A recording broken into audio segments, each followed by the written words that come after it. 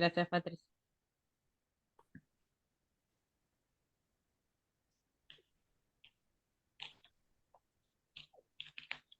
Bueno, estuvimos unos minutitos ahí a la espera a ver que estén todos conectándose. Les damos la bienvenida al Pensando lo Vincular de esta semana. Antes de la presentación puntual que tenemos hoy, eh, quiero recordarles que vamos a tener un encuentro en septiembre del Pensando, que va a tener por título La amistad y sus paradojas, una posibilidad micropolítica. Va a estar presentado por Susana Matus y Yara Moscona y va a coordinar Beatriz Iskovich. También recordarles que están las jornadas interinstitucionales que vamos a realizar, donde estamos como hospedadores en la PPG en septiembre. Y bueno, ahora pasamos a esta actividad que es la que nos convoca hoy, con mucho agrado también. Vamos a tener la presentación de un libro, y acá están todos de parte de sus autoras acompañándonos, especialmente Silvia, que está ahora en primer plano. Silvia es compañera de la asociación. Voy a permitir mostrar el libro porque pueden acceder al libro después. Dejamos los datos de dónde. El título de hoy es entonces Una vida para la libertad, Lu Andrea Salomé, musa de Nietzsche, Rilke y Freud. Voy a ir presentándolas en la medida que vayan haciendo sus exposiciones. Eh, Vamos a empezar con Virginia hoy, que Virginia, ahora voy a permitir leer con detalle el CV. María Virginia Casaurán, que es la compiladora, va a estar iniciando la presentación y es quien nos va a ir acercando algunas interrogantes para dar pie al desarrollo y paso a presentarla. Cualquier cosa, después vamos a ir retomando alguna situación que hay que puntualizar o algo para recordar. Sabemos un poco que el Pensando tiene como una primera parte de exposición y después eh, una segunda parte en donde la idea es que haya un intercambio, un diálogo entre los que participan y entre los que presentan. Así que bueno, María Virginia es miembro de de la Asociación Civil de Filósofas Pensar en Comunidad, dedicada a la difusión del pensamiento filosófico a través de talleres, encuentros y jornadas. Es coautora de Entre Oriente y Occidente, El Camino de Byung-Chul Han. Realizó estudios en filosofía por la Universidad de El Salvador en el área San Miguel de Buenos Aires. Es profesora nacional de francés por el Instituto Nacional del Profesorado Joaquín B. González. Así que bueno, bienvenida Virginia. Muchas gracias. Bueno, muy agradecidas, Greta, por presentarnos y muy agradecidas a la asociación APPG que nos ha convocado para presentar nuestro libro y bueno, para también poder comunicarlo de una manera más cercana, hemos preparado una presentación en un pequeño PowerPoint que en este momento entonces lo vamos a compartir. Nuestra idea es hacerles llegar este cambio epocal. Nosotros desde Pensar en Comunidad hemos realizado una tarea investigativa desde el año 2022 en esta personalidad que es Lu Andreas Salomé, de origen ruso, y en este cambio epocal nos hemos detenido justamente en estas personalidades de fines del siglo XIX, comienzos del siglo XX, que nos han traído, justamente nos han llamado la atención, en especial Lu, que si bien no se muestra en sus comienzos como una filósofa, por eso nos ha costado conocerla como tal, pero sí en sus relaciones con filósofos, con escritores y con el doctor, especialmente con Sigmund Freud. Lo hará entonces en el plano de la filosofía con Friedrich Nietzsche, también con Rainer Maria Rilke en la literatura y, como dijimos, con Sigmund Freud. Quiere decir que esta mujer, la heroína de nuestro libro, sin embargo, no va a ser conocida por su gran aporte teórico, ni tampoco se encuentra en la historia de filosofía ni en la relación psicoanalítica. Pero lo que nos ha traído de Lou András Salomé es su vida, ¿sí? Su modo de vida, porque ella ha sido la musa inspiradora de estas personalidades tan profundas y convocantes como hemos nombrado. Y vamos a hacer un pequeño recorrido por su historia. Lou Andrea Salomé nace en San Petersburgo, en Rusia. Ella proviene de una familia digamos, de muy buen nivel económico. Ellos vienen de Alemania, ¿sí? Su padre era un alto coronel del ejército zarista y tenía una estrecha amistad con el zar. Como verán, Lu nace en un muy buen hogar y ella es la sexta niña, ¿sí? Y tiene 5 hermanos varones, algo que nos ha llamado también la atención, porque ella, por ser la sexta niña, ha sido la más amada por parte de su padre. Y Lu tiene la pérdida de su papá a una temprana edad, tenía 16 años apenas. Para ella fue un fuerte golpe. Bueno, entonces busca bueno, cómo poder saldar esta parte emocional que le faltaba e inicia sus estudios con un pastor de su familia, pero luego se inclina por el predicador alemán protestante Heinrich Guillot. En él encuentra respuestas que la van satisfaciendo en lo filosófico, en lo teológico. Y lo más interesante es que empieza a leer la literatura alemana y francesa con gran avidez. Entonces ahí ya se va perfilando una Lou Andrea Salomé con un atractivo especial porque conoce y tiene un gran bagaje de conocimientos por ser una mujer de su época, ¿no es así? Ella tiene ahí una situación difícil de sostener porque Guillot se enamora perdidamente, disculpen, perdidamente de ella y no le corresponde, obviamente, Lu, y decide entonces viajar con su madre a Rusia, aislándose de esta situación que acababa de vivir. Cuando llega a Suiza, ella, bueno, decide continuar sus estudios, pero enferma de sus pulmones, por lo que le aconsejan alejarse y retirarse a lugares más cálidos como Italia. En Roma es invitada por la escritora feminista Maldiva von Meisenbuch, ¿sí? Con quien tiene una estrecha relación tanto su madre como ella, y en el Salón de Meisenbuch, este salón literario que conoce Lu, conoce entonces al filósofo positivista Paul Rée. Y de la mano de Paul Rée viene Friedrich Nietzsche. Ellos tres van a ser lo que Nietzsche nombró la Santísima Trinidad, ¿no? Un nombre bastante atrevido para el momento, como así también esta foto que estamos compartiendo. Vemos una Lu subida a un carro, ¿sí? Blandiendo una fusta, ¿sí? Y sosteniendo a ambos varones con una soga a modo de rienda. Decimos que aquí Luz se muestra como una mujer ya independiente, una mujer libre en estos tiempos modernos. ¿Y por qué? Porque Lu, si bien no se pronunciará feminista y no formará parte de un grupo feminista, podríamos decir que ella quiere mostrar cómo ser una mujer nueva, o cómo ser una nueva mujer.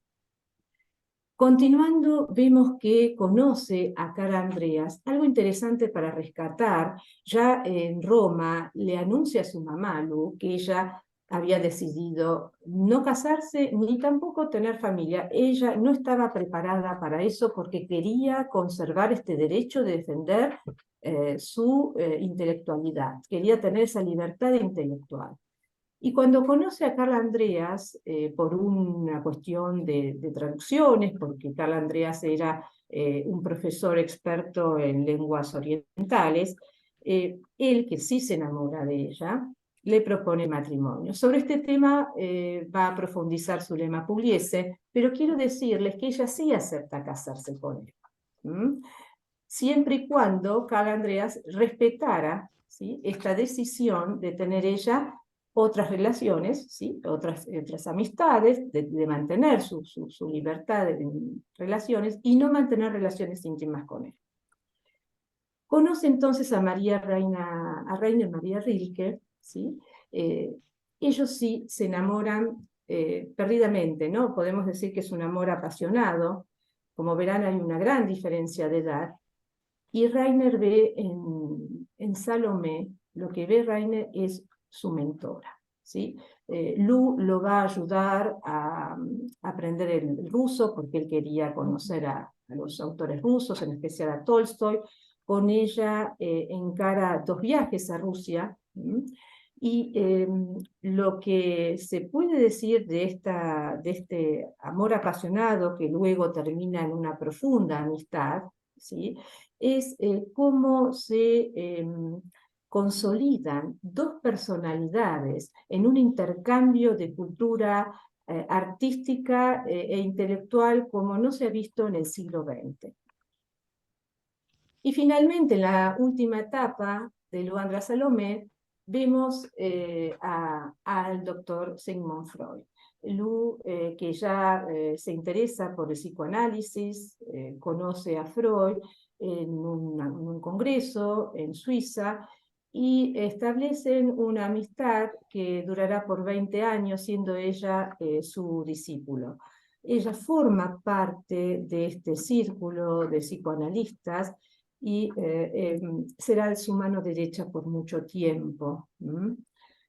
Y para terminar, vemos, bueno, ella muere en Alemania, y sus obras, bueno, ella recibe, podríamos decir, el coletazo de lo que va a ser la Segunda Guerra Mundial y del gobierno de Hitler. Sus obras, algunas han sido quemadas, algunas se han perdido, propio de la situación que se vivía en ese momento. ¿Y qué queremos entonces, qué quisimos transmitir, perdón, en el libro de Lu Andrea Salomé, de nuestra heroína? Nosotros quisimos, como decíamos, compartirles a una mujer extraordinaria, como decía y como la nombraba Rainer Maria Rilke, que le permitió tomar nuevos caminos. Quisimos presentar en cada capítulo, cada una de sus autoras va a presentar el dinamismo que ocurrió, que existió entre personas con una personalidad tan potente y profunda. Y debido a estos intercambios, se pueda comprender lo que estaba ocurriendo en ese momento en Europa, en ese tiempo en Europa. Y conocer entonces que lo que estaba ocurriendo entonces, hasta ahora, todavía nos encontramos viviendo estos efectos. Bueno, y ahora sí, les voy a dar la palabra a Zulema Pugliese, y Greta, que te dejo a vos primero.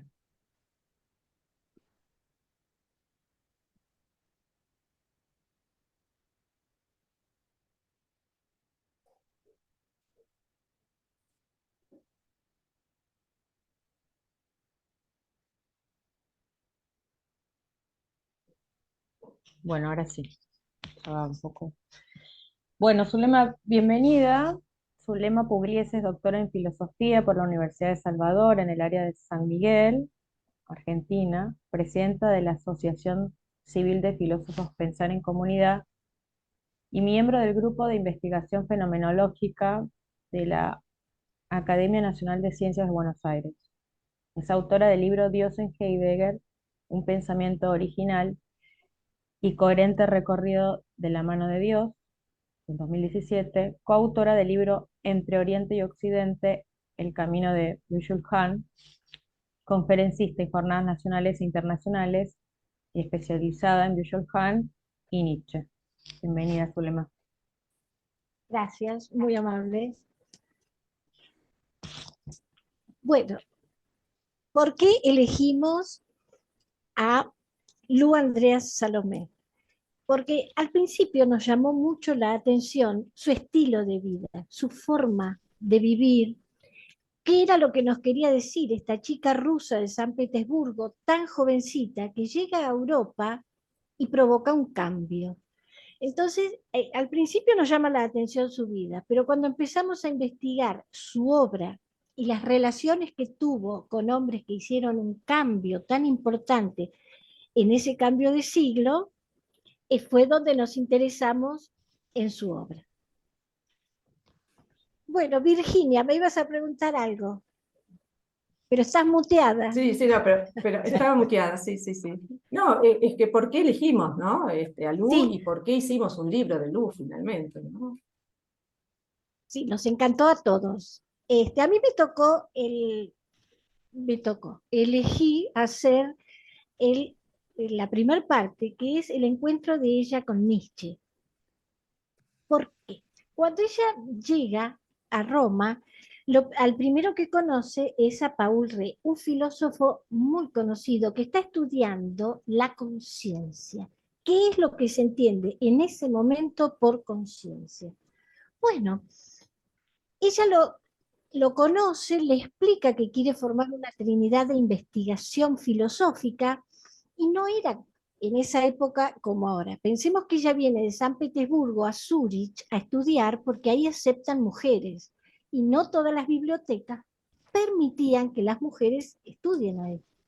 Entonces ella cree que es mejor formar grupos de estudios para intercambiar libros y conocimientos. Recordemos que ni luz había, menos internet.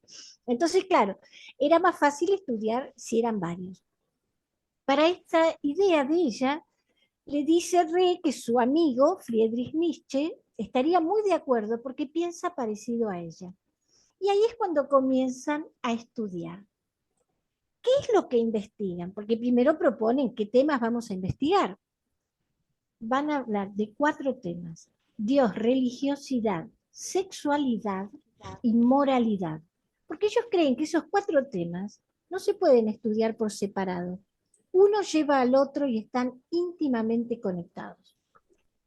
Es 1882, Lu es muy jovencita, tiene 20 años, ya tiene título como profesora de historia del arte, sabe filosofía y conoce mucho de religión.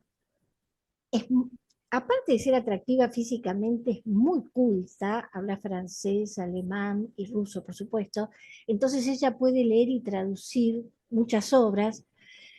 Es un imán para los hombres, aparte de su simpatía. Entonces, claro, Nietzsche, que tiene 38 años, y Rée 36, se enamoran de ella, por supuesto. Entonces, como para estar al lado, aceptan el tema de la investigación. Al principio, Lu se va a la casa de Nietzsche a estudiar. Por supuesto, la hermana de Nietzsche, Elizabeth, está en contra. ¿Cómo una mujer de 20 años va a venir acá a estudiar sola? Eso es inconcebible para ella. No le llevan el apunte y se ponen a estudiar. Ahora vamos a ver qué investigan. Nietzsche está haciendo su obra La genealogía de la moral. Acaba de terminar Aurora y está en ese momento con este libro. Está en un buen momento, él ya había pasado unos momentos de angustia cuando se separó de Wagner, pero ahora estaba bien, estaba contento porque tenía mucho para trabajar. Y eso lo ilusionaba. Quería hacer la genealogía de la moral. ¿Y cuál era el tema principal? Descubrir por qué algunas cosas se dice que son buenas, si son buenas es lo que debe hacerse, son morales y son bien vistas, y otras no. Entonces él empieza a ir hacia atrás en la historia, a ver desde cuándo es que eso es lo bueno y lo que se debe hacer. Si lo vemos hoy en día, siglo XXI, decimos, y bueno, es la deconstrucción de la que nos está hablando Derrida. Es eso. Él empieza para atrás y dice, a ver, ¿por qué esto es bueno y esto no? Porque hace muchos años, quizás 2000 años, fue bueno en su momento para conservar no solamente la especie, sino conservar bien y sana a la sociedad. Entonces, para que todos lo hagan, se decía que eso era lo bueno. En sí lo imponía el que ganaba, el que mandaba. Pero Nietzsche nos dice, hay que fijarse que antes vivíamos un poquito separados, ahora estamos un poco amontonados en las ciudades, las cosas cambiaron, la forma de ver, la óptica en que vemos los problemas es distinta. Entonces no puede ser que por tradición digamos que algo es bueno y lo que se debe hacer, entonces lo opuesto, el pensamiento binario, lo opuesto es malo. Si se puede congeniar. Y así es como empieza a pensar en que las cosas, cada una de las acciones, debe ser estudiada nuevamente. Esos valores que nos dice la tradición deben ser reconsiderados. Ese es el comienzo de la transvaloración de los valores, y bueno, que lo hizo tan famoso. Por su parte, Lu piensa exactamente lo mismo, pero si bien Nietzsche lo habla en tema social, Lu Salomé lo ve individual. ¿Por qué yo, si soy mujer, debo ser esposa y madre? No quiero. No quiero tener niños porque yo soy una persona responsable y si cuido chicos no voy a poder estudiar, investigar. Entonces no quiero.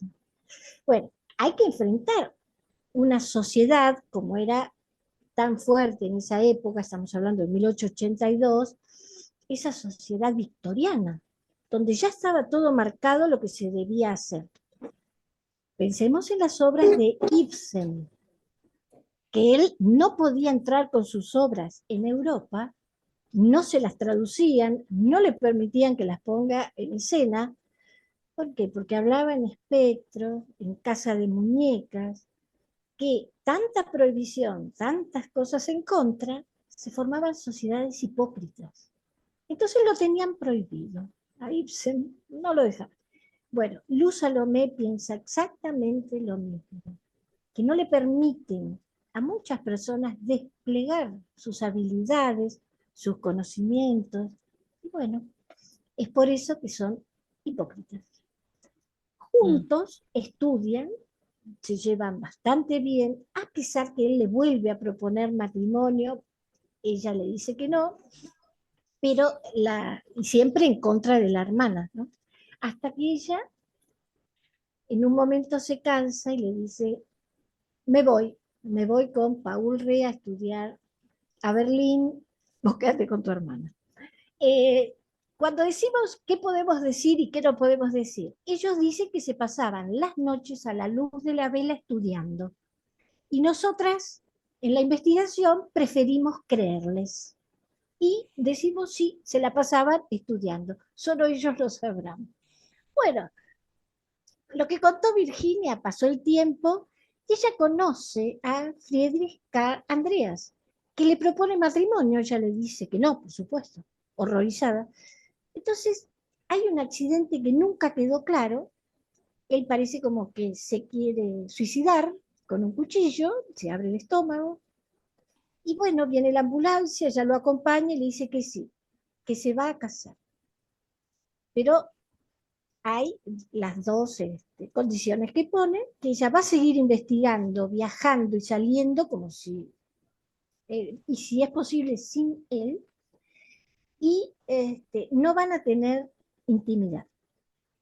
Creo que es, y lo cumplió, porque estuvieron como más de 30 años casados, y según dice en el libro, lo cumplió. ¿A qué voy? Que es una de las pioneras que dice, cuando digo no, es no.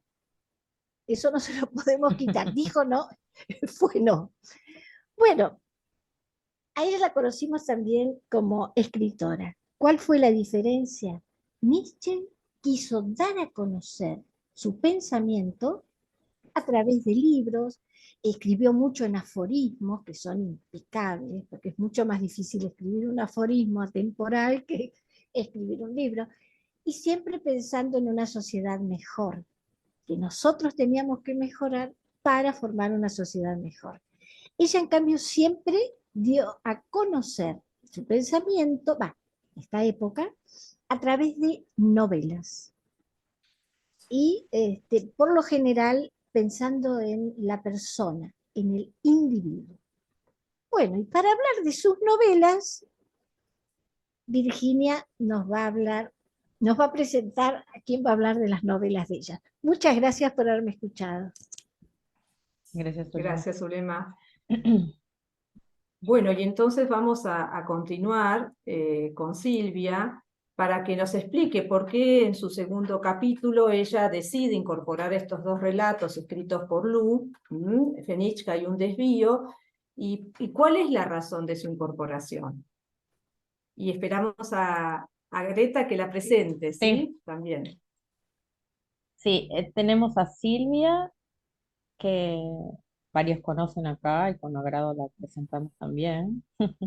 Silvia Olazo es eh, licenciada y profesora en filosofía, licenciada en psicología, tiene un posgrado en gerontología, es coautora del libro Sujeto y Edad, Clínica y Psicoanálisis, con María Caponi y Silvia Lucchesi y Silvia Dolazo. Es miembro activa de la Asociación Argentina de Psicología y Psicoterapia de Grupo, donde estamos ahora presentando el libro. Directora de la revista de nuestra asociación, eh, que de paso comentamos que la revista está incorporada a Latindex, CONICET y a la Federación Latinoamericana de Psicoterapia Analítica de Grupo. Ha escrito artículos publicados en Eudeva y en la revista de psicoanálisis vincular de la PPG. Está especializada en investigación educativa en el The Ontario Institute for Studies in Education de Toronto, Ontario, Canadá. ¿Es así, Silvia? Sí, es así. Gracias, Greta. Bueno, Gracias, Greta. continuamos contigo. Muy bien. Bueno, ante todo quiero agradecer mucho la invitación a la presentación de nuestro libro a la querida asociación APPG, que es, yo considero, mi lugar de pertenencia, mi lugar de encuentros potentes y fecundos, como es este espacio de Pensando lo Vincular. En el libro nuestro predominan tres encuentros de Lu con Nietzsche, Lu con Rilke, Lu con Freud. Entonces incorporamos, sin embargo, dos novelas de Lu Andrea Salomé que parece que fueran como un agregado, pero en realidad tiene su justificación y sus razones. Una de las razones por las cuales incorporamos estas obras es la de presentar los prolegómenos de la liberación femenina de mandatos epocales. En ellas aparecen los primeros vestigios del interés de Lu por el psicoanálisis. Lu se identifica con los personajes de esta obra y proyecta en ellos sus propios pensamientos. En esta obra, que como sabemos está escrita en 1898, por primera vez ella usa su propio nombre. Hasta ese momento usaba un seudónimo, Henry Lu, lo cual es un verdadero indicador de su ocultamiento como mujer escritora, concebido negativamente, por supuesto, en su época. Significa, además, que hay indicios de un nuevo paradigma, derecho a la vida, afirmación de sí misma, empatía con una mujer que es agredida por su pareja. Allí, Fenichka, el personaje de la primera novela, se consuela a esta mujer, muestra su piedad ante ella, y ya en la segunda novela, que se llama Un desvío, también hay una alusión al arte como un pensar creativo. En uno de los diálogos, Aline, que es el personaje principal, califica así al arte como un pensar creativo. En realidad, en esta obra hay un desvío de la norma, implica un desvío de la norma para producir un nuevo lenguaje, una nueva vida. Esto es lo que podríamos decir hasta ahora, en principio, de esta incorporación de Fenichka, un desvío a nuestro libro. Después, si quieren, seguimos comentando. Seguimos con Virginia. Bueno, muy bien, gracias Silvia. Y dejo a Greta, le doy la palabra para presentar ahora a María Gabriela. Sí, María Gabriela estaba buscando, no sé si está No, todavía no pudo presente, ingresar. pero Ujú. bueno, comentamos que María Gabriela está en Alemania, con lo cual si puede se va a sumar, pero vamos a presentar un videíto que dejó grabado para su presentación. Voy a leer su parte de su CV. María Gabriela Ribok Holst es doctora y licenciada en Filosofía de la Universidad de Salvador de Buenos Aires, becaria de la Heinrich Hertz Stiftung para estudios de posgrado en la Universidad de Köln, Alemania, académica correspondiente en Alemania de la Academia Nacional de Ciencias de Buenos Aires, investigadora del CONICET de la Academia Nacional a ver, de Alemania de la Academia Nacional de Ciencias de Buenos Aires, investigadora del CONICET, también mm,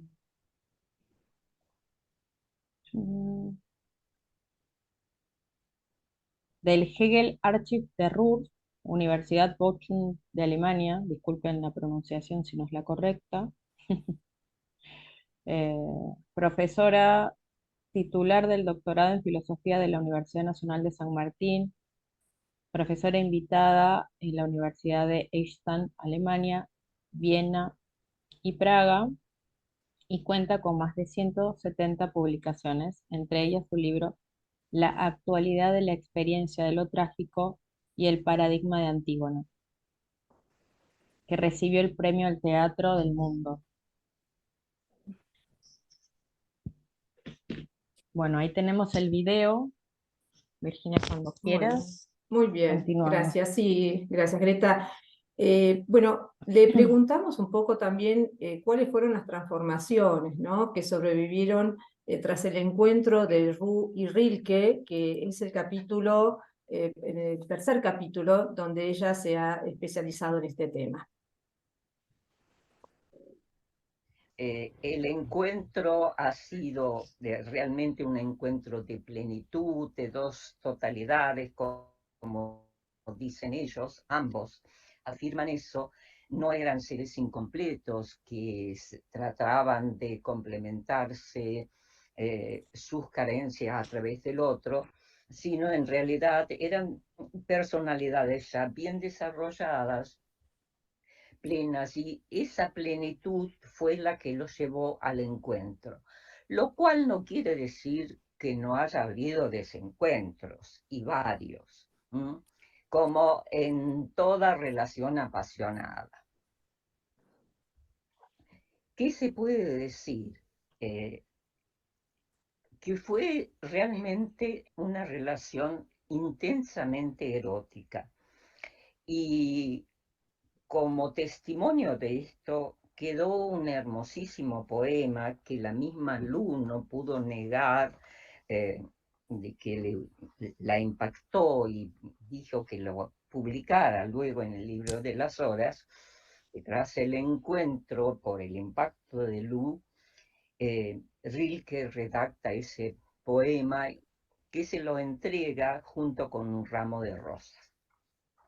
Leo el poema. Apágame los ojos, puedo verte. Tápame los oídos, puedo oírte. Y puedo ir hasta ti sin pies.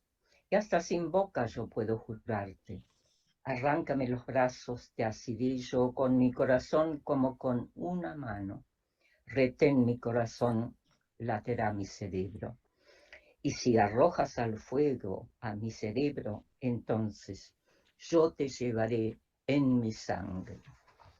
Justamente esta reunión tan íntima y a su vez erótica es el caso, en el caso de Lu, se puede decir que fue excepcional y única, porque ella tendía a constituir grupos más bien de intelectuales, grupos de investigación, de estudios, de amistad y hasta de hermandad. Su mismo marido fue obligado a hacer el papel de hermano y no justamente lo que nosotros entendemos por marido.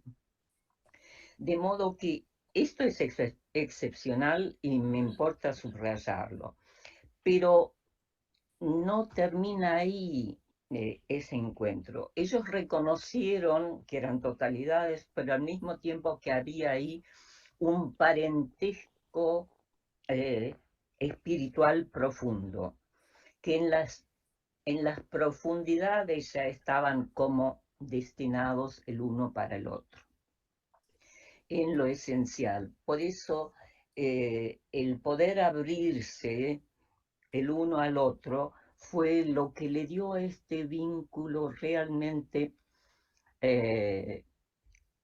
una duración de por vida, con sus vaivenes, como ya dije.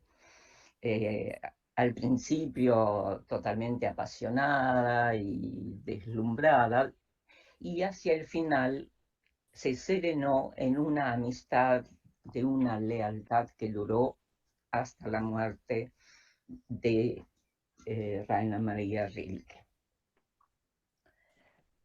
Lu, además, era su musa privilegiada, es decir, él tuvo muchas musas, además de mecenas musas, lo cual ya es realmente todo un privilegio, pero la excepcional fue realmente Lu, porque lo sugerente, lo creativo de esa relación difícilmente puede exagerarse.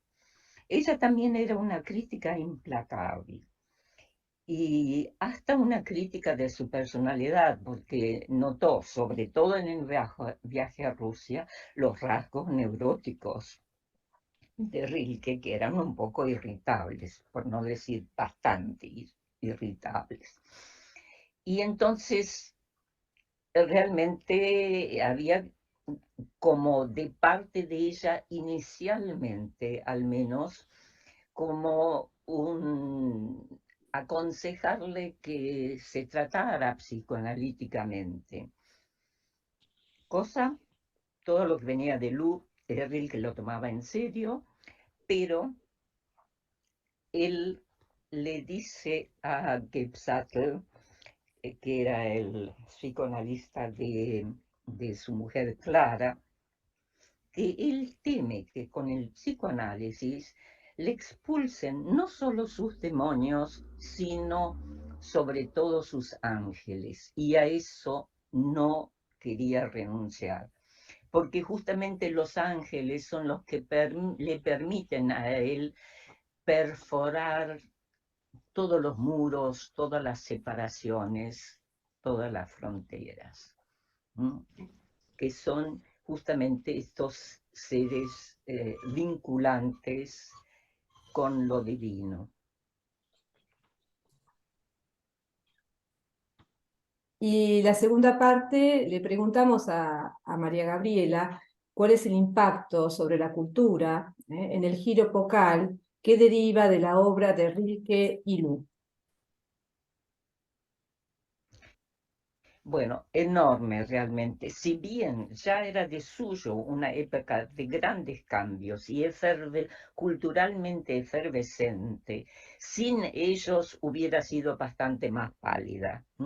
El brillo que le dieron, podemos decir que realmente fue inusitado y sorprendente.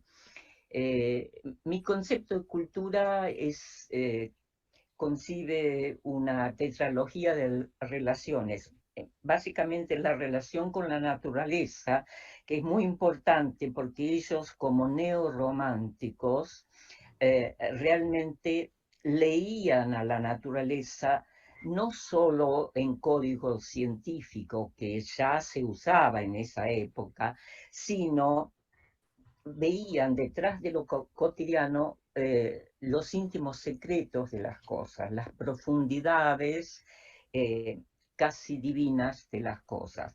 Es eso que une las cosas entre sí. Y por ahí el ejemplo de la rosa sea el símbolo que mejor lo indique, porque la rosa es una íntima concentración, es un centro íntimo que a su vez se va expandiendo suavemente en múltiples pétalos y se va abriendo cada vez más.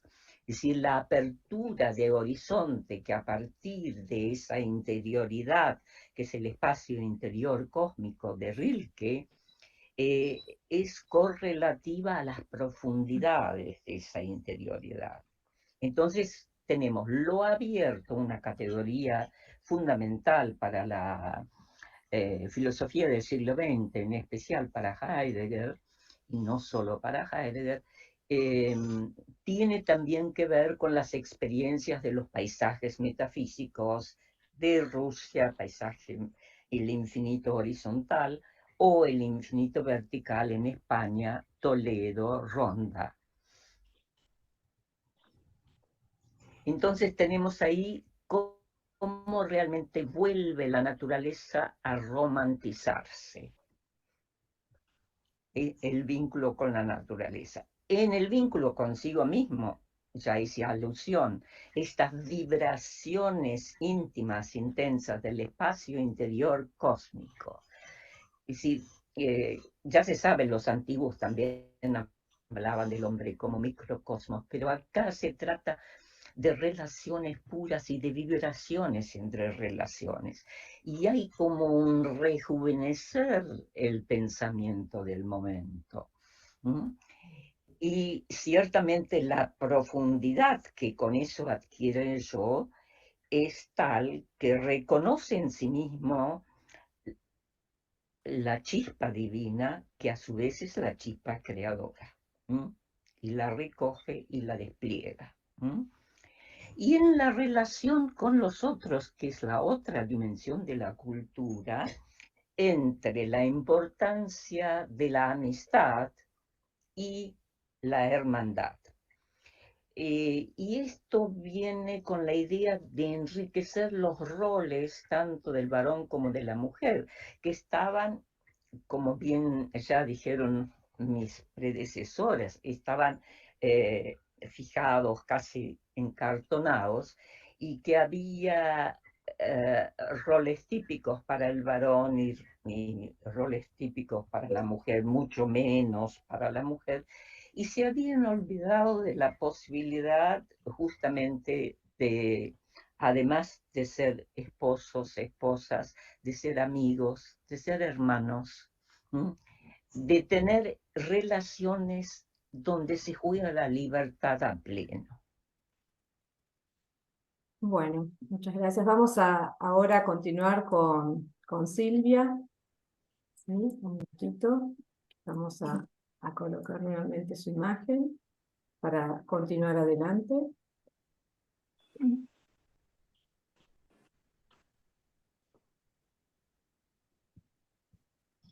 Bueno, acá entonces te dejo acá, Silvia, si te parece, así Sí, te perfecto. hago la pregunta, ¿sí? ¿Cómo se Bueno. desarrolló el vínculo con Sigmund Freud finalmente y qué derrotero siguió el psicoanálisis en sus diversas manifestaciones? Bueno, ya poniéndonos en contacto directo con nuestro libro, podemos afirmar que en la existencia humana hay un tiempo para vivir, un tiempo para morir. Aunque se podría pensar que la muerte está en el comienzo de la vida y que ambos conceptos se entrelazan y subsisten en la singularidad de cada ser vivo. ¿Cómo fue su tiempo de vida-muerte para Freud? ¿Y cómo fue su vínculo con Lu Andrea Salomé en ese entramado fecundo de sus vidas? Pondremos énfasis en este artículo en la figura relevante de Freud, en la de la enigmática Lu y en el entre ambos, a partir del encuentro promovido por Lu y aceptado por Freud con agrado en 1895. Si siguiéramos la línea de Jules Hahn, podríamos preguntarnos, ¿fue ese un encuentro en un tiempo con aroma? Y dice Jules Hahn, también la verdad es un acontecimiento intelectual, relacional. Tiene lugar cuando las cosas se comunican entre ellas en virtud de una afinidad u otro tipo de cercanía, cuando están cara a cara y entablan relación, cuando traban amistad. La fidelidad de una relación es el aroma que desprenden las cosas cuando entablan amistad. Ambos, Freud y Lu, se potenciaron mutuamente, a juzgar por su producción y por su obra. Podríamos decir que entre Lu, Andrea Salomé y Freud existió una admiración mutua.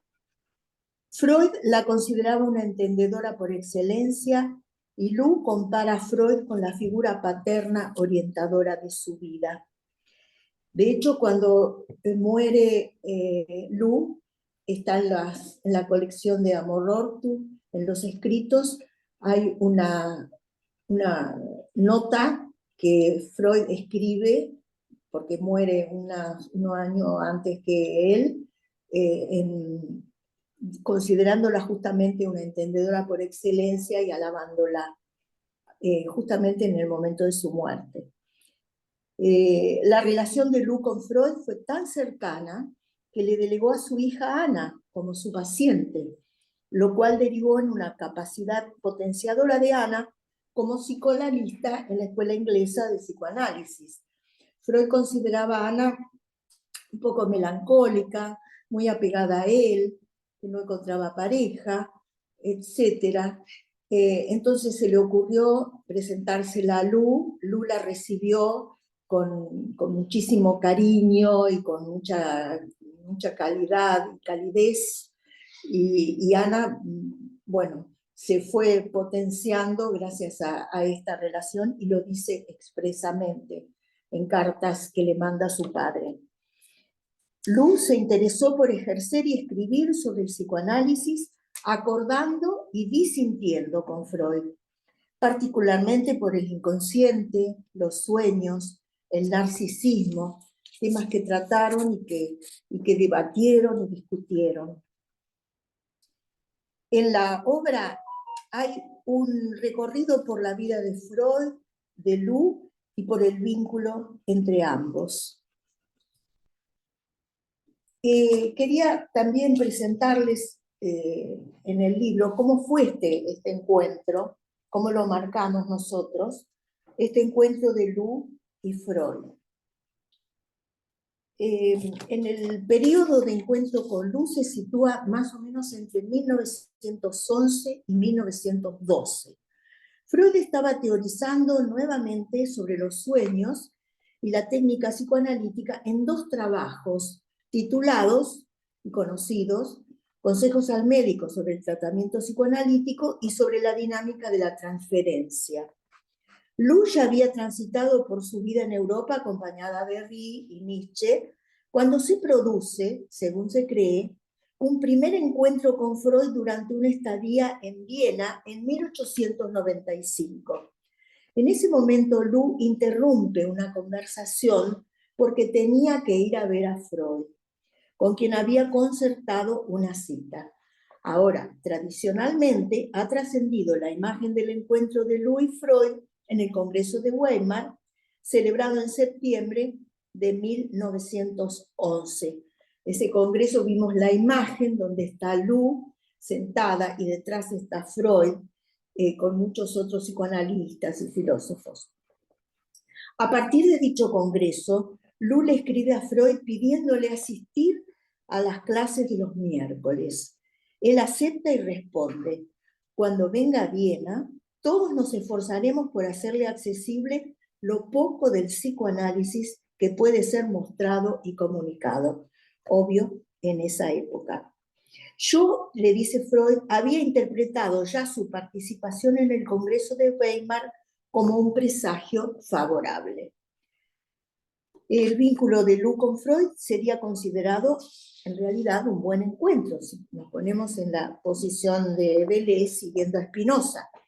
Cuando experimentamos alegría, cuando encuentro un cuerpo que compone en relación con el mío, mi poder de ser afectado está lleno y mi potencia de actuar aumenta. Encuentro que posibilitó esta afección de alegría, de deseo y de potencia mutuos. Lu escribe un diario, se llama Aprendiendo con Freud, que abarca los años 1912 y 1913.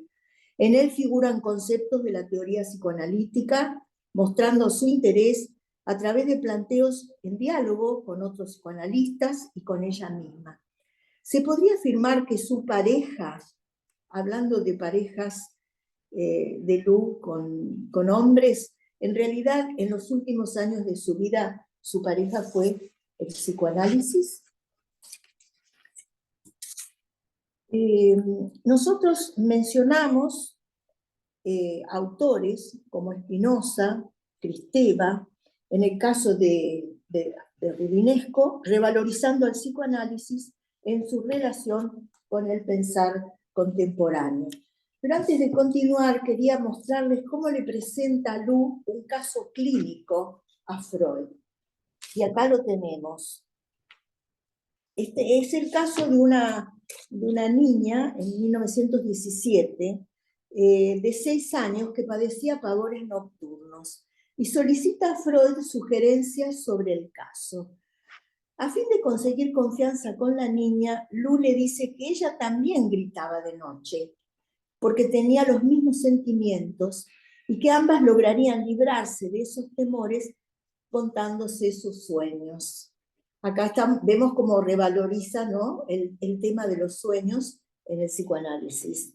Freud había sugerido a Lu el análisis de sueños de la niña y consideró la intervención de Lu como muy atinada.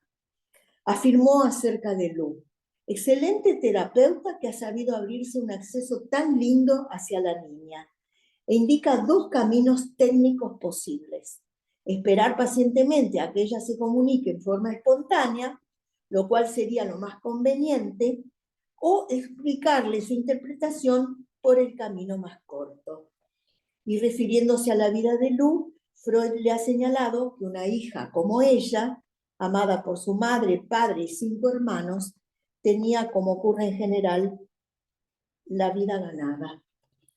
Para Lu, Freud fue como un mago con su varita mágica, capaz de denunciar aquello que se mantiene reprimido en las zonas subterráneas del ser humano, y a través del inconsciente llegar hasta lo no comprendido.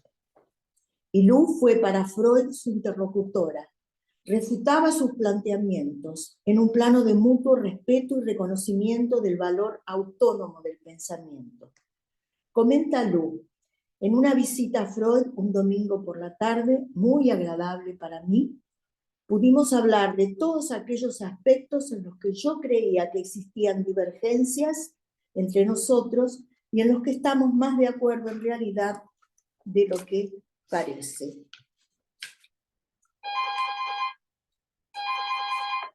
Mencionamos, como les decía, a Spinoza, a Kristeva, a Rudinesco, pero también incorporamos en este texto, siguiendo la línea de lo que fue del psicoanálisis posterior a Freud, incorporamos, por ejemplo, un comentario de Vargas Llosa en su afirmación acerca de la vigencia del inconsciente a través de todos los tiempos, publicado en el Diario de la Nación.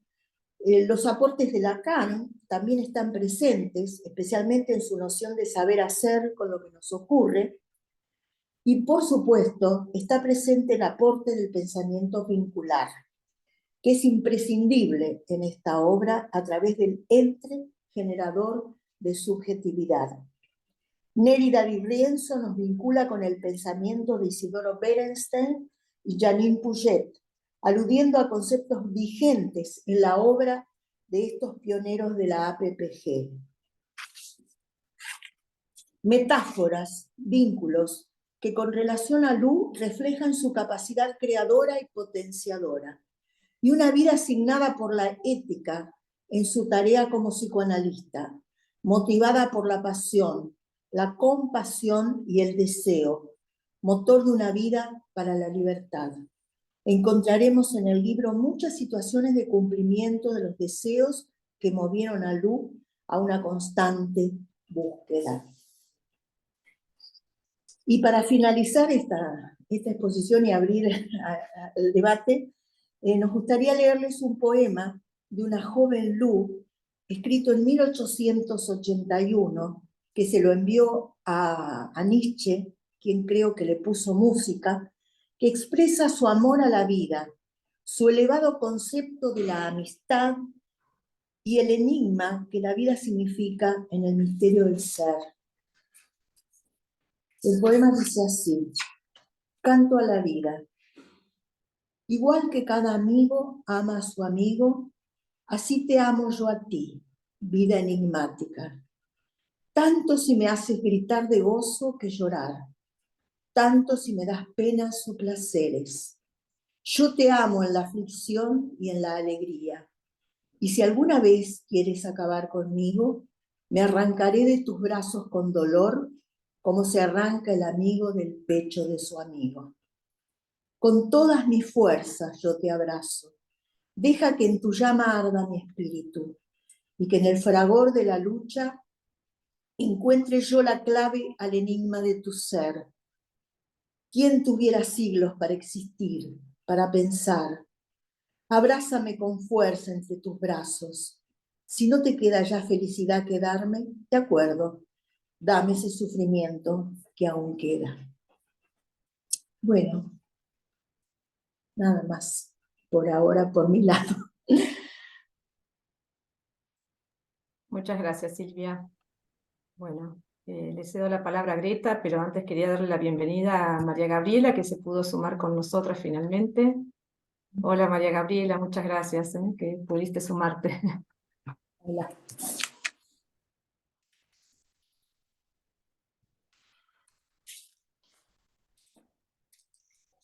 Cuando puedas, desmuteate.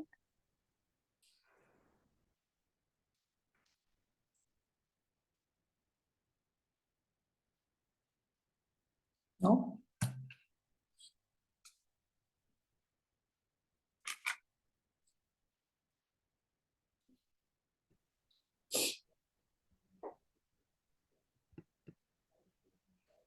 Bueno, ahora sí creo que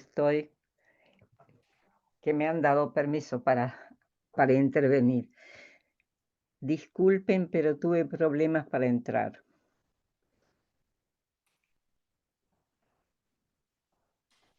Bueno, muchas gracias. Ya pasamos tu video, por supuesto, pero obviamente que estás aquí para responder algunas preguntas. Si es que hay preguntas, como no, con gusto, sí.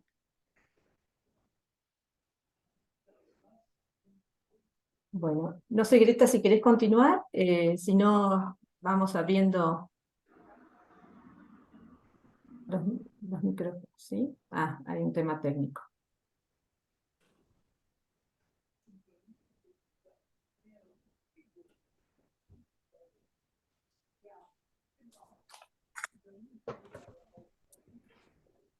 Estamos muteados. Ahí están arreglando. Bueno, la idea era invitarlos ahora a ustedes a que después de haber escuchado, bueno, a nuestras autoras y haber presentado la breve vida de Lu Andrea Salomé, bueno, que surge, que quieran compartirnos y bueno, en la medida de lo posible poder ir respondiendo. Pero antes me parece que la verdad que se hace necesario Sí, Nélida. agradecerles la participación, la presentación, la exquisitez, la fineza, no sé, no encuentro todos los calificativos de todo lo que han generado con esta presentación tan hermosa, tan ligada a lo vincular entre ustedes también, ¿no? Atravesando continentes. Realmente un enorme agradecimiento por esta presentación que no me llama la atención para nada, porque no esperaba otra cosa de ustedes y de Silvia Olazo, bueno, como más cercana todavía, ¿no? Más conocida para nosotros. Realmente muchísimas gracias por el trabajo realizado. No sé, Greta, si vos querés decir algo, ahora que estás desmuteada. Greta. Gracias, Nérida. Gracias por tus palabras. Gracias, Nélida. Gracias. Bueno, disculpen la falla técnica o la emoción, tal vez. Las dos cosas, no importa. Con la emoción, yo creo que hay algo en relación a también este agradecimiento que Nelida puso en palabras que nos hace pensar un poco en la potencia de estos vínculos y en todos ustedes también en conjunto escribiendo con afecto sobre hay varios. Norberto, Norberto. bienvenido, Norberto. Bueno, Hola. continuando Hola. digamos, con lo pactado, pueden desmutearse, pueden comentar, podemos escribir en el chat preguntas y bueno, es momento del intercambio también, de todo el efecto de esta lectura y de este gran trabajo.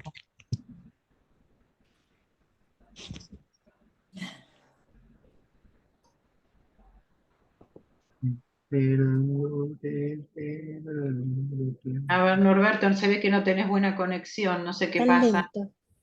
Eso. ¿Querés decir algo, Norberto? A lo mejor lo Él lo puede escribir en el chat. escribir, ¿no será mejor? Ujú. Porque por ahí no tiene buena conexión y sale como extraña la voz. Sale raro, sí. Mientras Bueno, tanto, por ahí alguien quiere Sí. decir ¿Por ahí o alguien más? claro, mientras se Bueno, la mientras pienso las preguntas, si quieren les cuento que uno de los motivos por los que ella fue bastante desconocida es, bueno, primero lo que dijo Silvia, que tenía que firmar con nombre de varón, porque si no los editores no le editaban los libros. Después, ella cuando está por morir, le da a Pfeiffer, que es su biógrafo, todo lo que puede. Artículos de Freud, cartas, porque Freud estaba en Viena, ella estaba en Gotinga, en Alemania, y se intercambiaban cartas cada vez que tenían un paciente. Eso era una conexión riquísima. Bueno, todo eso ella lo que pudo en un cofre se lo llevó Pfeiffer. Lo demás, al otro día que ella falleció, lo quemaron todo, por dos motivos. Primero porque era rusa, después porque era mujer y por último porque en ese momento se consideraba el psicoanálisis una ciencia de judíos. Por lo tanto, se quemó todo lo que había quedado en su casa. Lo que se pudo rescatar, sí, fue lo que se había llevado Pfeiffer, su biógrafo, con lo que escribió varios libros y así la pudimos conocer. También estaba el problema de las traducciones. Ella es una seguidora de Ibsen, a ella le encanta Henrik Ibsen. Entonces, claro, el marido, que era un especialista en lenguas, se los puede traducir. Entonces ella escribe un libro maravilloso que se llama Personajes femeninos en la obra de Henrik Ibsen. Es un libro que se dio a conocer, gustó de inmediato y la gente comenzó a presionar que quería ver en el teatro las obras de Ibsen. Y en ese momento pudo Ibsen entrar en Europa, si no estaba completamente prohibido. Entonces, como vemos, son series de eventos que ocurrieron para que ella no sea conocida, sumado a, por supuesto, la cuñada Elizabeth, que siempre dando una manito, ella era del Partido Socialista y les pedía que prohíban todo lo que esta mujer liberal, descocada para ella, había hecho. O sea que temas de sobra hubo para que no fuese conocida como merecía. Gracias, Zulema. Voy a aprovechar también, ¿qué te parece, Zulema, si le pedimos así a Gabriela, Silvia, que nos amplíe un poquito, para que nos pueda ampliar un poquito más sobre el tema de Rilke y Lu, María Gabriela? Con ¿Por qué Tolstoy. Rilke, ¿por qué Rilke considera a Rusia como una patria adoptiva? Sí, eso aconteció a raíz de 2 viajes que realizan. El primero, bueno, no tan exitoso porque era con el marido de Lu, Andreas, y el segundo sí lo hicieron solos, y lo impresionó a Rilke el paisaje metafísico que implica esa estepa infinita de Rusia, y sobre todo el secreto que había en el pueblo. Un pueblo que no tenía la formación elevada de Europa occidental y que sin embargo recitaban de memoria poemas de sus grandes poetas y con una naturalidad y con una unción casi religiosa. Y el elemento de esa conexión con la poesía que a su vez traicionaba una ligación muy profunda con lo divino. Y con lo cual las cosas dejaban de ser las cosas de uso, las cosas para comprar y vender, como por ejemplo venían de Estados Unidos, y eran más bien consideradas como cosas láricas, es decir, esas cosas que hacen al hogar porque de alguna manera son la herencia de los antepasados que hacen a la atmósfera del hogar. Es decir, encontró una profundidad y secretos que en Occidente no se hallaba.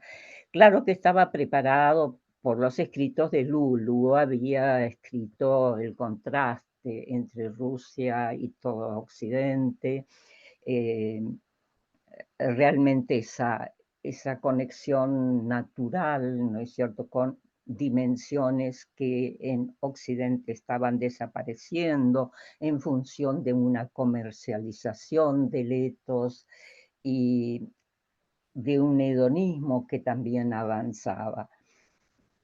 Es decir, realmente el alma rusa lo fascinó y por eso él al final dice que su patria adoptiva es Rusia. Y Lu dice algo muy interesante. ¿Qué le dio Rusia a Rilke? Le devolvió la infancia. Y la infancia es nada menos, desde Rilke en adelante, el que no es el único, es la patria del poeta. Es decir, sin esa posibilidad, esa inocencia, esta creatividad y esa conexión natural que se tiene con los secretos, no habría poesía. De modo que había recuperado la infancia que para él fue, a pesar de todo, una infancia feliz. ¿Mm? Y de alguna manera se le abre así también un horizonte, un nuevo horizonte y nuevos estímulos para la creatividad. El libro de horas, por ejemplo, es un excelente libro, es un resultado de ese viaje en compañía de Lu y en contacto con la cultura rusa. Bueno, muchas gracias, Gabriela. A mí me gustaría que Gabriela leyera ese poema tan bello, bellísimo, que le escribe Rilke a Lu. No sé si que lo comentamos el otro día, ¿se acuerdan? Sí, sí, sí. Ah, Sí, en la traducción española dice, apágame los ojos, puedo verte. Tápame los oídos, puedo oírte, y puedo ir hacia ti sin pies, y hasta sin boca yo puedo jurarte. Arráncame los brazos, te asiré yo con mi corazón como con una mano. Retén mi corazón, latirá mi cerebro. Y si arrojas el fuego a mi cerebro, entonces yo te llevaré en mi sangre. Un poema de profundo amor que si bien en ese momento Lu, para conservar su libertad, quería tomar distancia, le pide más adelante que lo publique nada menos que en el libro de Horas. Entonces tuvo esa relación un tanto ambigua con el poema, pero terminó admitiéndolo como la expresión sublime de una relación amorosa que es la que tuvo con Rilke. sí, y hay uno de los poemas que termina que Lu había sido el abismo que lo devoró también, ¿cierto, Sí, Gabriela? sí, Eso es único. sí, a ver si encuentro. Bueno, no importa. Me parecía un verso increíble. Lo tengo, lo tengo. Recuerden, bueno, ustedes ya lo habrán expuesto, cómo Lu trata de ampliar las posibilidades de la mujer para tener diferentes roles, con lo cual también se beneficiaría el varón, porque ella no entendía por qué tenía que ser el varón el que sustenta económicamente, diríamos, el hogar o el que es el fuerte, el apoyo y solo es esposo, cuando había otras posibilidades en las que la libertad jugaba un papel esencial y profundo. Y entonces él veía también en Lu un espectro de posibilidades que se puede trasladar a las mujeres en general. El poema dice, eres para mí la más materna de las mujeres. Una amiga eras como lo son los varones. Una mujer eras para mirarte y con frecuencia eras todavía una niña. Fuiste lo más tierno que me salió al encuentro, lo más duro con que luché.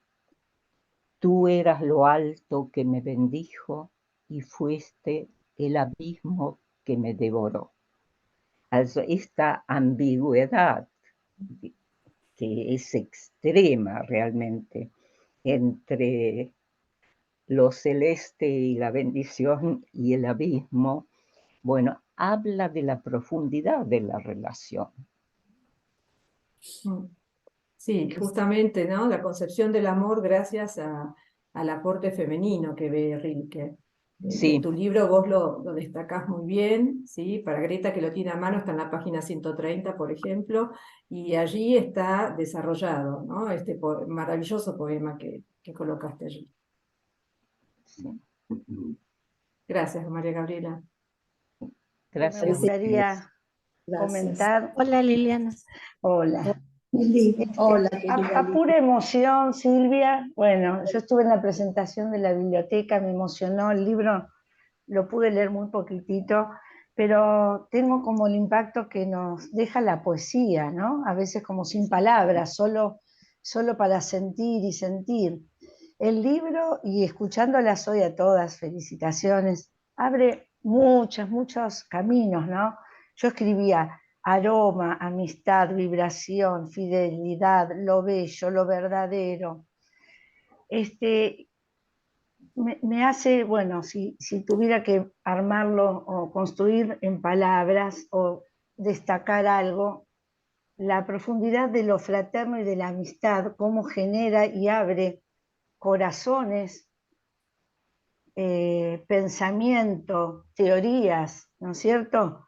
Hay este flujo, a mí me interesa mucho esta parte del mundo del siglo XX, hay ese flujo de amores, este tipo de amores, ¿no es cierto? Que también los leí en otros grandes, como fueron Walter Benjamin con Asja Lassis, que tuvo una gran influencia, ella en el teatro comunista infantil en Rusia, pero ahora recordaba sobre todo a Marina Tsvetaeva, otra rusa, enamorada de Rilke y de tantos otros, y ahora me doy cuenta por qué Rilke nunca le correspondió a ese amor, porque ellos se escribieron muchas cartas en el año 1926, Marina y Rilke, y Rilke estaba enfermo ya en el 26.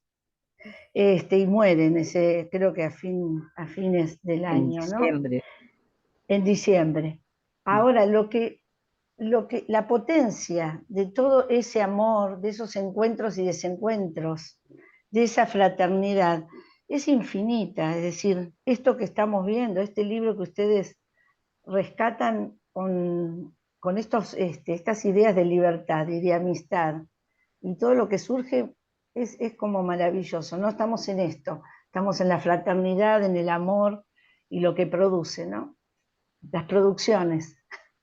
Ah, sí, Liliana, nosotros hemos tratado este tema de lo fraterno y de la amistad eh, en Lu con respecto a los hombres, y parece que hay una explicación. Ella, al tener todos hermanos varones mayores, dice que veía o consideraba a todos los hombres como hermanos. O sea, se agudizó su vínculo fraterno con los hombres, y no se derivó a otros andariveles, ¿no? Por esta razón, por su propia infancia, por su propia relación y vínculo con sus hermanos mayores, ¿no? Parecía que veía a todos los hombres en realidad como hermanos. Qué interesante. Hermoso. La infancia como cantera, ¿no? Como la cantera de toda la posibilidad de la producción subjetiva en todas sus dimensiones, ¿no? De La todos perspectiva de género que también transmitieron a través de toda esta historia, ¿no? Claro. Sí, sí, una adelantada. Una Sí. adelantada.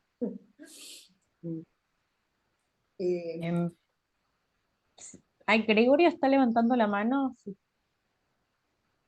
Sí, Avísanos, Gregorio tiene si la mano levantada. puedes mutearte. Estás muteado, Gregorio. Ya está. No, solamente agradecerles, realmente esta presentación además es una belleza, Sí. pero por razones de brevedad, me parece muy importante. Hay una investigación que yo vengo haciendo hace tiempo acerca de lo epocal, como ustedes lo destacan muy bien, y tomo 3 puntos profundamente interrelacionados, no solamente desde el punto de vista que ustedes lo plantean, sino desde el punto de vista actual. Parto de para ser muy breve nada más, tomo la revolución, porque es la esperanza que se plantea para el hombre, el ser humano, etcétera, ¿no? La revolución industrial, que aparentemente prometía dejar el músculo porque teníamos la máquina, la francesa, con que se terminaba en todos iguales, fraternidad además, y es particularmente la Viena, la famosa Viena de Freud, con ese contraste tan crudo que, para decirlo en 2 palabras, toda la creatividad, más todo esto que ustedes destacan, el primer lugar que Hitler utiliza para invadir, y lo reciben, como era el hijo directo, lo reciben con aplausos. Digo esto porque me impactó mucho. No, ya sabemos la frase de Freud cuando decía de que, bueno, en otra época lo hubieran quemado a él. Sí, Pero que a Lu le pasó lo mismo, porque parece que apenas falleció, sí. se quemó su obra. Y Ujú. esto yo lo veo como algo que deberíamos ir profundizando, porque realmente, tomando en cuenta el panorama actual, ese triángulo entre la revolución industrial, la revolución francesa y los agudos contrastes, si ustedes recuerdan, la Viena de Freud, en la época de Freud, el alcalde dijo, yo voy a decir quién es judío o no. El disparate total, junto con una época tan creativa y enriquecedora. Así que yo les agradezco, para mí fue un placer, estoy impaciente ya por leer el libro, pero creo que deberíamos rescatar esto, no solamente como algo, está ocurriendo ahora, está ocurriendo ahora. Sí. Así que gracias nuevamente. Gracias a Gracias, ustedes. Gregorio. Muchas gracias, Gregorio. Gracias. Gracias.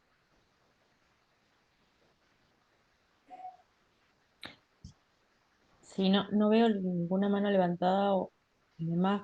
Yo me quedo Norbert, pensando un Cristina. poco. Cristina A ver, Rivero. ahí va. Sí, Cristina Rivero. Rivero.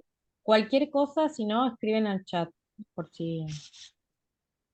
A ver, Cristina, te escuchamos.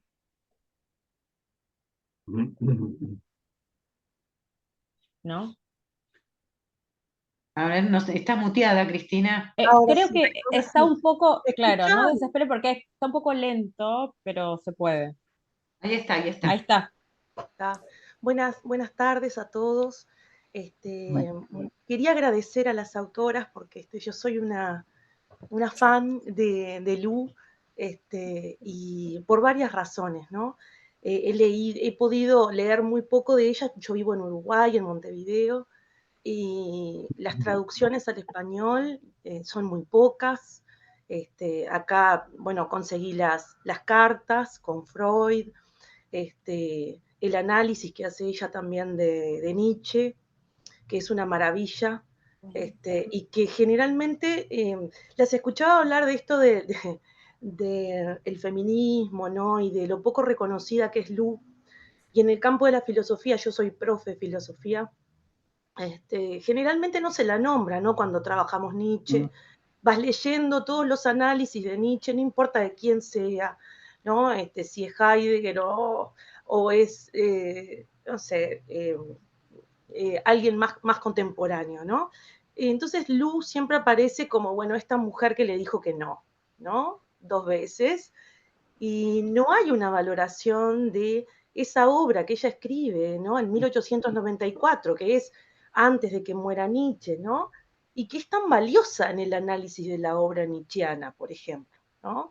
Entonces, y pensaba en esto que ustedes decían también del feminismo, que ella nunca dijo de sí misma que era feminista, y en ese libro sobre lo erótico, que ahora se publicó también por acá, ella tiene un planteo bien distinto del feminismo de la época, ¿no? Y que en las lecturas feministas de lo que va de nuestro siglo XXI, también hay como un cierto rechazo en algunas orientaciones del feminismo actual por Lu, ¿no? Porque ella habla de, bueno, esto de poder, en esto de la hermandad, ¿no? De lo fraterno. Con los hombres no en pie de guerra, sino en pie de igualdad. No se trata de ser hombres, ¿no? Se trata de feminizar el mundo, dice Lu, ¿no? Me parece que eso es de una potencia tan importante, y se valora tan poco, ¿no? Inclusive hasta perdón que estoy muy emocionada, pero hay un filósofo alemán, Lovitz, perdón por la pronunciación, tampoco hablo alemán, cuando habla de Nietzsche, él dice, rescata a Lu, ¿no? Él dice, este es un libro, ¿no?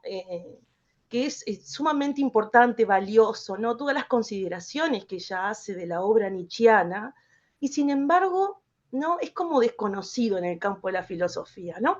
Me parece que tiene algo que ver con esto también que tiene la academia, ¿no? En el campo de la filosofía, de ser como más hombruna, se quiere, ¿no? Como más machista, me parece. Bueno, muchas gracias. Varonera. Ese libro, ¿cuándo llega a Uruguay? Le vamos a poner en Virginia. contacto, Te Cristina. vamos a poner en contacto, sí. Perfecto, me encantó. Sí, ese Gracias. libro es buenísimo porque ella hace un análisis, ahí se marca que a ella le gusta el psicoanálisis, porque lo Ujú. estudia tan bien a Nietzsche Sí. que, Sí, que acá el filósofo Thomas Abraham dijo en una conferencia, de los 1000 libros que leí sobre Nietzsche, es el único que vale la pena porque lo pinta tal cual era. Y tienes razón. Tal Es un cual. libro maravilloso y todavía vivía Nietzsche cuando ella lo escribe. Acá Sí. se llama Nietzsche en sus obras, Ah, ahí va. en sus Sí, obras, sí, en tal su cual. trabajo.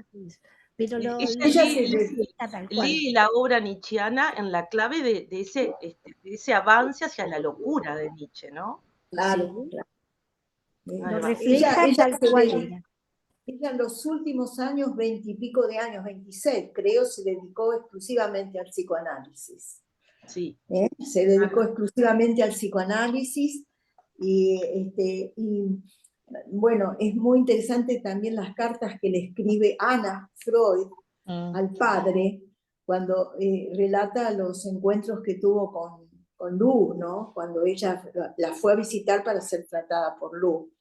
Es impresionante. Hay unas frases que a mí me llamaron la atención de esas cartas. Ana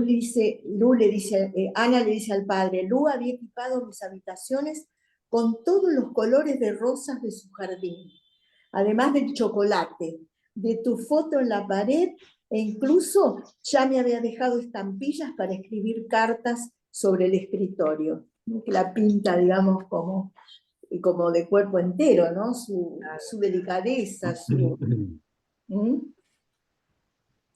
Bueno. Y vos tomaste, Cristina, hablaste del feminismo. Era un feminismo naciente, estábamos en Claro. 1885, 1890, y ella viaja con una amiga que da conferencias, que sí es feminista, es del grupo, y a ella le preguntan, ¿por qué usted no es feminista? Y le dice, ¿sabe lo que pasa? Si yo estoy luchando contra las normas y las leyes que me impusieron otros, sería hoy en día diríamos el patriarcado, que me impusieron otros, no voy a cambiar para seguir las normas que me imponen otras. Claro. Ni otros ni otras. Yo quiero que se respete, que yo quiero hacer mi vida. No quiero ser ejemplo para nadie, pero quiero que me permitan vivir mi vida como yo quiero. Claro, era una cosa novedosa su vida. Bueno, entonces por eso aclaró ahí que ella no era feminista. Esa es la clave.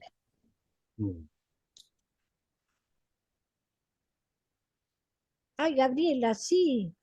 Sí, quería añadir algo más en cuanto a la relación entre Nietzsche y Lu. Nietzsche era bastante intratable, ¿no? Y él decía cuando aparecía la obra de Lu que él se veía reflejado él en la obra de Lu. Es decir, no fue capaz de captar la originalidad que la mirada de ella le otorgaba, incluso a las interpretaciones que ella hacía de la obra de Nietzsche. Creo que fue uno de los motivos por los cuales esa amistad tuvo que llegar a su fin, porque era poco honesto, ¿no? No aceptar las condiciones realmente excepcionales que como pensadora y como analista de la psique humana se veía en Lu a todas luces.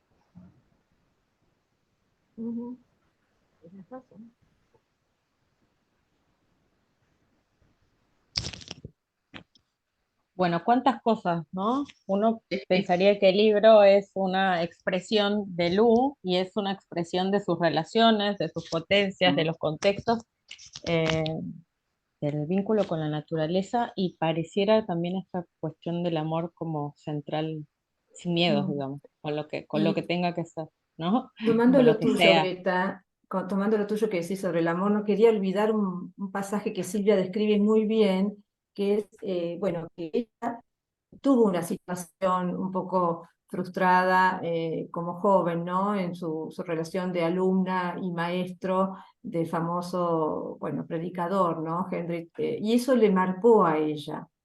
Suponemos que sus relaciones futuras tuvieron que ver por esto primero que ella vive, ¿no, Silvia? Que vos lo explicabas.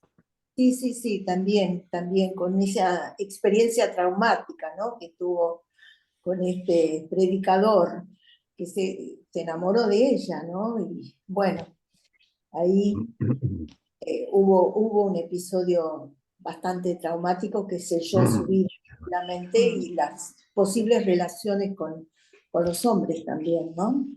Además de estos aspectos que hemos señalado en relación a la fuerza de su relación con los hermanos y a su infancia, ¿no? Hay que leer el libro.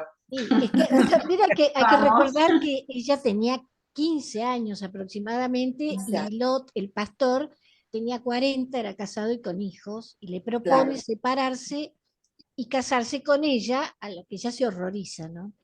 Ujú. Menos quería casarse todavía. Menos. Bueno, Ay, Norberto, ¿pudo arreglar El micrófono. Hola. ¿Qué tal? Hola, ¿Puedo, sí, puedo hablar? Sí, sí, sí, sí. Bueno, bueno, sí, de vuelta, ¿no? Gracias por esta presentación tan bella, ¿no? Ahora, varios pensamientos me vinieron, ¿no? Qué modernos que eran los antiguos. Cuánta luz que había a comienzos del siglo, a fin del siglo pasado. Me acordé la idea de, de Borges, ¿no? Que para novedades, los clásicos, Sí. ¿no? La necesidad de volver a esta forma de pensar. Ahora, al mismo tiempo, en esta reunión, una palabra muy repetida es lo profundo, la profundidad, etcétera, etcétera, ¿no? Un pensamiento muy romántico, ¿no? Y no podía dejar de ponerlo en tensión también con esta época, con algunos autores de esta época, en que se trata de la superficie, se trata de surfear el mundo, ¿no? Como se dice. Rilke, creo mismo, decía, no hay nada más profundo que la piel. Digamos, en el sentido de cómo decodificamos esta cuestión de lo superficial y lo profundo, ¿no? Bueno, además está decir cómo ya esta mujer, Lu Andrea Salomé, produjo como un feminismo en acción, no solamente declamativo, ¿no? Porque ella la verdad que se lanzó a formatos del actuar de la mujer absolutamente revolucionarios, ¿no? En su época. Entonces, en ese sentido, ¿no? Me parece, bueno, muy admirable todo lo que dijeron y me quedo un poco con esta pregunta, esta tensión en qué medida la apelación a lo profundo, muy válida. Cuando yo estudiaba en la facultad, psicoanálisis se llamaba psicología profunda, eh, hace, sí, hace muchos años, ¿no? sí. Pero bueno, pero volviendo, ¿no? ¿En qué medida esta idea de la profundidad a veces, y esta es una pregunta que yo me estoy haciendo mucho, nos hace perder de vista lo que está a la vista, ¿no? Es decir, en aras de una búsqueda de un arcano misterioso donde está la verdad, a veces nos perdemos esta verdad que se nos viene encima, pero que no la miramos o no la vemos del todo en aras de la búsqueda de ese núcleo supuesto de verdad, ¿no? Pero bueno, muchas cosas, pero básicamente un agradecimiento de este paseo por esa época tan hermosa también, complicada, ¿no? Compleja y hermosa. Sí, muchas gracias Norberto. Muchas gracias. De estas lecturas seguro van a ir surgiendo un montón de otras reflexiones. Creo que en los comentarios se abrieron un montón de los temas que nos convocan, porque me parece que el libro hay que leerlo. Ahí pasaron la información de dónde está la editorial.